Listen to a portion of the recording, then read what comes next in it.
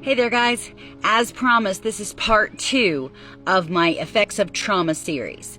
When I left you off last time, I had given you the 5 most common effects of trauma in someone's life.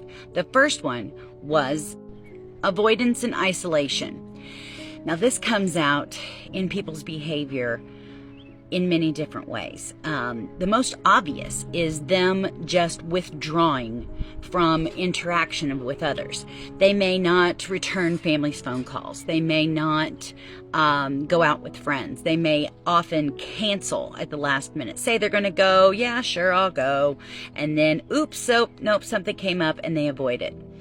Now, keep in mind, the reason why they're avoiding these things is because they fear they may encounter triggers that would bring back that trauma.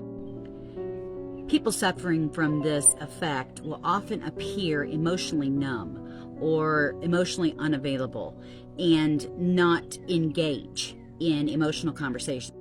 They'll avoid things like conversations, specific places, smells, foods, any kind of event or place or thing that could trigger the memory of their trauma. Obviously, isolating like this causes extreme loneliness. It can increase the likelihood of depression or deepen the depression that the person has already experienced. Developing healthy relationships is also incredibly difficult when you have this reaction because we don't trust. So how can you have a relationship if you don't trust? Now, one of the most obvious things that I notice in clients or the people around me when they're suffering from this side effect is they never want to have any kind of emotional conversation. They'll deflect, they'll distract, they will restart a different conversation. They'll change the subject right smack in the middle of a conversation. The other thing that they do is use distractions in order to avoid dealing with their emotional feelings. For example, they may become workaholics. They may exercise to the extreme. If they have a sport, they may engage in it even more heavily.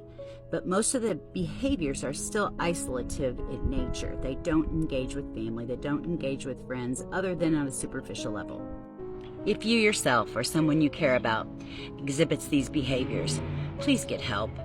Long-term isolation and avoidance of this can cause a lot of mental health issues. So get help. My name's Sheridan Nimister, and I'm a life coach and therapist, and I'd be more than happy to help you. Just DM me or drop me a comment and let me know what you think. Bye-bye. Oh, and stay tuned for part 3.